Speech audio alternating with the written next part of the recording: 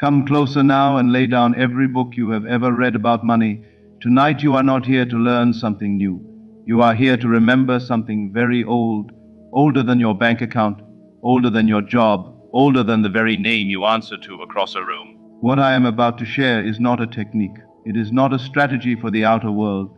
It is a description of the only world there is, the world within you. And once you see it, you will never again mistake the shadow on the wall for the fire that casts it. Stay with me here, because this is where everything turns. You have been told all your life that wealth is something you go out and get, something earned, chased, negotiated, fought for in a marketplace that owes you nothing. So you have pressed against a world that seems to resist you, working harder, praying longer, hoping that if you just do enough, the universe will finally give in. But hear me completely. The outer world has never once resisted you. It cannot. It is not built that way. The outer world is a mirror. A mirror has no will of its own. It does not decide what to show you. It only shows what stands before it. And what stands before it, always without exception, is your own consciousness, your own assumption of what is true about yourself and your life. That is the first and last secret of abundance. You do not get what you want. You get what you assume to be true. Read that again, because it will dismantle everything you believe about how riches come to a person. Wanting is not the door. Wanting is often the wall that keeps the door hidden. To want a thing is to stand in the confession that you do not have it. And consciousness, being lawful and exact, can only give you more of what you are standing in. If you stand in lack and call it wanting abundance, the law does not hear your words. It reads your state, and it returns to you faithfully, endlessly, the very lack you spoke from. So begin where all true change begins, not in the world, but in the quiet room of your own imagination. For imagination is not a faculty you use. It is the very substance you are made of. Imagination is the creative power itself, the force that spoke light into being and formed the first human from dust.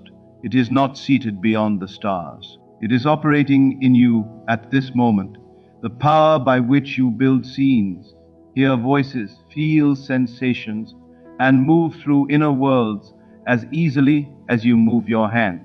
You have used this power every day and called it just thinking. You have wielded the creative principle of the universe and called it daydreaming. Nothing could be less accurate. Every image you dwell in, every scene you rehearse with feeling, is a seed cast into the deep soil of your being. And that soil, infinitely fertile, infinitely obedient, must bring forth after its kind. It has no other function. It cannot refuse. Now hear this. Your own sense of identity, the simple, quiet awareness of being, is the voice of the divine speaking through you. When you say, I am tired, I am broke, I am struggling, you are not describing your circumstances. You are decreeing them. You are standing before the sacred fire of your own consciousness, declaring a name for the creative power. And that power, being lawful, being faithful, even when misused, takes you at your word and builds a world to match it. This is not punishment. It is not karma as the world loosely uses that word. It is simply the mechanics of a universe built entirely of consciousness, where every I am is a command, and the outer world is the obedient echo of that command made visible. So let this settle into your bones. There is no poverty imposed on you from outside. There is only a state called poverty, unconsciously assumed, unconsciously occupied, mirrored back by a world that cannot do otherwise. And there is no wealth that must be acquired from some far place, guarded by others, rationed by fate. There is only a state called wealth, already finished, already whole, waiting for you to step into it as you step from one room into another. This brings us to the axis of everything. Creation is finished. Whatever you can imagine already exists, complete and perfect, in the timeless realm within. You are not asked to build your abundance brick by brick. You are asked only to select it, the way you turn a dial to a station that has been broadcasting all along. The wealthy version of you is not a distant possibility to be earned. It is a present fact in the eternal now, and only your habitual assumption keeps you from experiencing it. This is why struggle is not the path to abundance, and never was. Effort in the outer world without a shift in the inner world is like rearranging furniture in a house that is on fire. It may look like progress, it changes nothing essential. The fire, the assumption, must be put out at its source in consciousness, or the same disaster will return in a different shape, wearing a different face, carrying the same old signature. You have noticed this in your own life. Money comes and slips away. One debt is paid, another rises in its place. The same pattern of lack reincarnates itself endlessly, no matter your effort. That is not bad luck, that is law. Your consciousness is faithfully and mechanically reproducing the state you have not yet released. So here is the principle to carry out of this room, like a lamp in the dark. You must let go of the old state to enter the new one. You cannot serve two assumptions at once. You cannot stand, even for a moment, in the conviction of I am poor and still expect the fruits of I am wealthy to ripen in your life. The mind that says I hope this works, while secretly rehearsing what if it does not, has not shifted at all. It has only added a wish on top of an unmoved foundation. And a wish on an unmoved foundation is a house built on sand. No matter how sincerely you pray upon it, it will not stand. Think of the scripture you were taught as ancient history, and see it now as what it always was, psychological instruction disguised as story. When the children of Israel are told to leave Egypt, they are not being told to cross a desert. You are being told to leave a state of consciousness. Egypt is the land of bondage, the land of not enough, the old identity that labors under the whip and calls it normal, calls it realistic, calls it just the way things are. Egypt is not a place on a map. Egypt is any belief that says wealth belongs to others, that abundance is scarce, that you must toil for scraps because that is your lot. And the promised land, flowing with milk and honey, is not a country either. It is a state of consciousness already yours by inheritance, that you enter the moment you stop occupying Egypt in your imagination. The people wandered for 40 years not because the land was far, but because their consciousness had not released the beliefs of slavery. A slave mentality, even when free, will recreate bondage wherever it goes. It carries Egypt within it. And this is you. Whenever you say, I will believe it when I see it, you are the wanderer refusing to enter the land you were given, demanding proof before you will assume the state. But the law demands the opposite order. Assumption comes first. The outer world is not evidence to wait upon. It is fruit to be harvested after the seed has been planted and watered with feeling. So stop asking the world for proof and give your imagination permission to feel the wish fulfilled. Here is the heart of the entire law. Feeling is the secret, not vague hoping, not repeating affirmations through gritted teeth while your body stays tense with doubt. I mean the calm, settled, almost boring conviction of a person who is simply telling the truth about who they are. When a wealthy person says, I have money, there is no charge in the voice, no desperate hope, no straining. It is plain fact, spoken the way you say the sky is up and the ground is down. That is the tone, the timbre, the inner posture you must find. Not next year, not when circumstances improve. Now in this moment, no matter what your bank statement says, your bank statement is not reporting truth. It is reporting a past assumption already harvested. It has no authority over the next assumption, planted this very instant by the state you now occupy. Here is the practice, though think of it as a truth to be recognized, not a technique. At night, before sleep, when the world's chatter quiets and your arguing mind grows tired of defending the old story, enter a brief scene, small, natural, ordinary. A scene that implies your wish is already fulfilled, not private jets and mansions.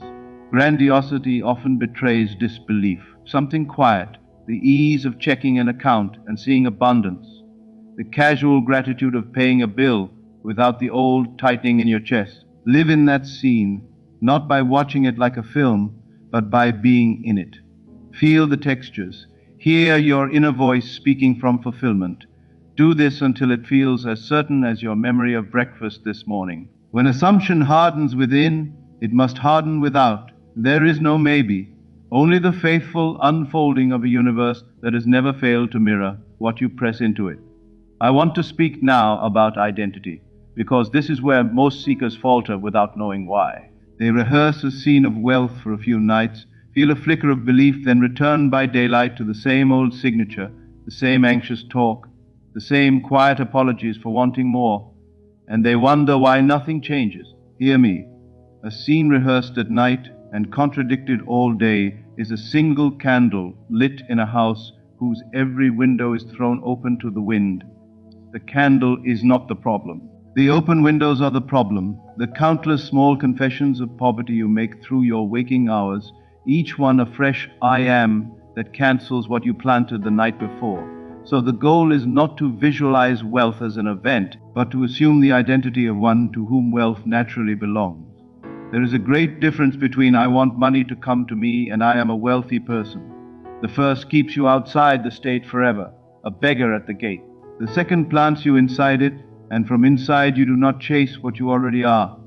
You do not convince a river to flow downhill. It flows because that is its nature. When you assume the identity of abundance, money simply comes, and inner nature is the only cause the outer world has ever obeyed. So ask yourself calmly, honestly, without the noise of what others call realistic. Who would I have to be in the privacy of my own mind for wealth to be the obvious, unremarkable truth of my life? Not who would I impress, not what would I prove, who would I simply be? Begin now, today, to occupy that being. Speak from it. Walk through your rooms from it. Let your daily decisions rise from the quiet certainty of one who is never anxious about money. To that person, money is not a question mark. It is a foregone conclusion. The past is the great deceiver that keeps so many locked outside their own inheritance. You look at your history, the debts, the failures, the years of struggle, and you take it as evidence of what you are. But the past has no reality unless you occupy it. This is not poetic comfort. It is structural truth. The past exists only as a state of consciousness you continue to visit in memory.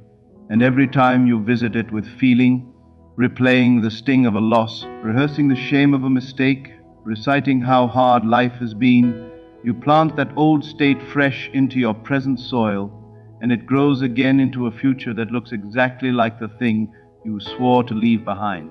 The past cannot follow you into a new state unless you carry it there yourself, clutched in your remembering hands. Let it go, not by suppressing it, not by pretending it did not happen. Simply refuse to live in it any longer. You are not the sum of your history, you are the sum of your present assumption. And your present assumption can change in a single decision, held with feeling, sustained without argument. Scripture speaks of putting off the old self and putting on the new. This is not moral advice to behave better. It is instruction to be differently. The old self is not a person you once were. It is any identity you are still choosing to occupy. The identity of lack, of struggle, of not yet, of maybe someday. Let it go the way you release a held breath. The new self, already living in abundance, already at ease, already whole, is not ahead of you on a timeline. It exists now, complete in the same eternal present, waiting only for your attention to shift toward it with enough conviction that you forget how to answer to the old name. Understand this too. The world will test your conviction, not out of cruelty, but because that is how consciousness stabilizes a new assumption. You will glance at an unpaid bill, and the old fear will rise like a familiar ghost, whispering that nothing has changed, that this was only pleasant words, that reality is still what it always was. In that moment you stand at the threshold between two states. Whichever one you feed with attention and feeling is the one that holds the field. This is the discipline, if we must call such a natural thing by that word. Not forcing positivity, refusing to argue on behalf of the old state. You do not have to fight the fear. You only have to decline its invitation gently, as you would decline a call from someone who has nothing true left to say, and return without drama to the quiet conviction of one who already has, already is, already lives in the fulfillment of the wish. Let me tell you about time, because time is one of the great illusions that keeps people waiting outside the door of their own abundance. You are taught that manifestation takes time, that you plant a seed and wait for a season. There is a partial truth in this, because the outer world often lags behind the inner shift while old momentum plays itself out. But do not mistake the lag for the law. The law operates outside time altogether, in the eternal present, where the wish is already fulfilled the instant you assume it fully and without contradiction. The delay is not the universe deciding whether to grant your request. The universe does not deliberate. It does not judge worthiness. It does not withhold as punishment. The delay is only the residue of your own doubt, still lodged in you, still contradicting the very assumption you hold.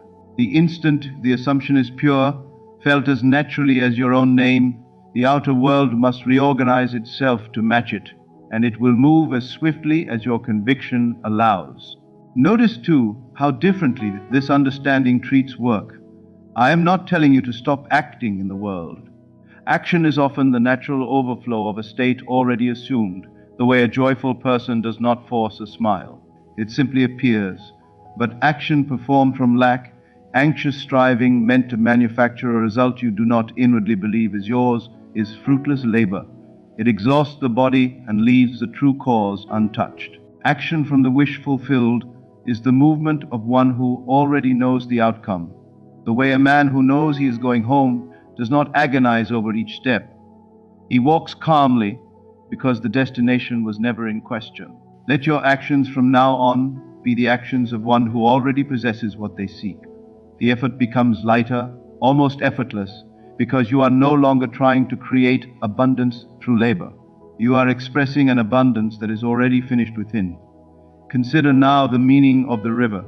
This teaching is called the river of infinite abundance, and I want you to see why that image was chosen. A river does not strain to flow. It does not negotiate with the landscape. It does not plead with gravity.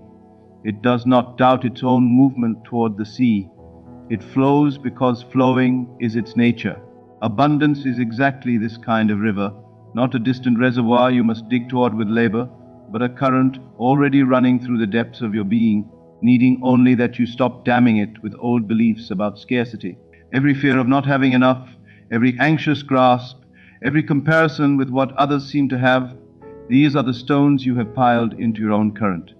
The work is not to manufacture a river that does not exist. It is to clear the channel, one assumption at a time, so that what was always flowing beneath the surface can finally be felt, finally be seen, finally reach the shore of your outer experience. And here is the part that changes everything if you let it. You are not separate from this river. You are not standing on its bank, hoping to dip in a cup before it moves on. You are the river. Your consciousness is the movement of infinite substance, shaping itself moment to moment into the exact form of your dominant assumption. There is no lack in the river, only in the false belief that you are a stranger to it, a beggar at its edge rather than its very current. The moment you recognize this as the operative truth of your existence, your whole posture changes. You stop asking how you can get some of what is out there, and you begin expressing what has never left you, what was never rationed, never scarce, never anyone else's to hoard, because it was never a thing at all, but a state of being that appeared as a thing only after passing through the mirror of the outer world. Let me say something about other people, because this teaching is sometimes called selfish, as if your wealth must come at another's expense. Nothing could be less true. Consciousness is the only reality, and the outer world is a shared mirror of countless individual assumptions weaving together. Your entry into abundance does not subtract from anyone. There was never a fixed pie to divide. Scarcity is not a law of substance. It is a law of belief, held so widely and so unconsciously that it looks woven into the fabric of the world. But belief, however widespread, remains belief, and it dissolves the instant one consciousness stops agreeing to it. Your abundance does not steal from your neighbor. If anything, your radiant demonstration of wealth becomes quiet permission to everyone who witnesses it, a crack of light under a door they did not know could open. Truth demonstrated in one life loosens the same old chains in another, without a single word spoken. Let me return to feeling, because I do not want you to leave with only a philosophy and no practice. Feeling is the bridge between the two. When you imagine the wish fulfilled, Do not hold it like a photograph at arm's length. Enter it. Let your chest feel the loosening that comes when a great weight is lifted. Let your shoulders drop the way they drop when the fight is finally over. Let your breath slow into the rhythm of one who has nothing to prove and nothing to fear. This is not decoration on the technique. This is the technique. Thought alone, unfelt, is a key that has never been cut to fit a lock. Thought joined with feeling becomes conviction, and conviction is the only currency the law of consciousness recognizes. You do not need many hours, you need sincerity. A few honest minutes entered with the calm certainty of one remembering a truth rather than performing an exercise will do more than years of anxious repetition. Notice too the language you use when no one else is listening. The words you speak to yourself in the small moments of an ordinary day are not idle. They are prayers, whether you intend them or not. Prayer is not a formal appeal made on your knees at set hours. It is the moment-to-moment activity of assuming a state, spoken through every I am, every I always, every that is just how it is for me. When you catch yourself saying money is always tight, you are not describing a fact. You are casting a prayer, and it will be answered exactly as spoken, whether you meant it as a complaint or not. The law does not pass your intention, it only reads your assumption. So guard the I am the way an ancient people guarded a sacred flame. It is the very name of the divine moving through you, and every careless use of it is a careless shaping of the world you will walk into tomorrow. There will be moments in the days ahead when the old evidence presents itself again. A bill, a moment of scarcity, a friend's discouraging word, and it will seem more real than any inner conviction you have built. Remember then that evidence is never a report on what is possible. It is only a report on what you have already assumed. It is the harvest of an old planting, nothing more, and it carries no authority over the seed you choose to plant today. The wise do not argue with the harvest. They plant again, more carefully, more consciously, knowing the field has never once refused to bring forth what was placed in it. You are always planting. There is no pause button on consciousness. The only real choice you have ever had is which state you occupy in this breath, right now, as you sit here reading. So choose it now, not tomorrow, when circumstances seem more convincing, not next month when you have more evidence. Now, in the same breath where doubt would rise, choose the quiet conviction of one for whom wealth is simply the plain and obvious truth. Feel the ease of it. Feel the loosening in your chest, the settling in your shoulders, the small private smile of one who no longer needs the world's permission to be at peace about money. Peace about money was never something the world could grant or withhold. It was always assumed from within, and the world, faithful mirror that it is, could do nothing but agree.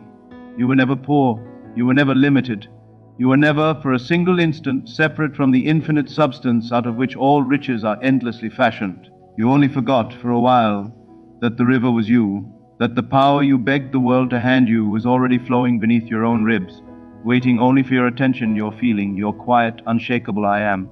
Recognize it now, release it now, and watch without strain as the outer world rearranges itself to agree with the truth you have finally remembered.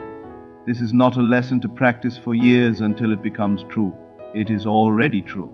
It has always been true. You are only remembering it, and what is remembered cannot be unremembered. Carry it quietly the way you carry your own name, not as something to become, but as something you have finally stopped forgetting. The river flows. It has never stopped flowing, and it is, and has always been, and will always be, you.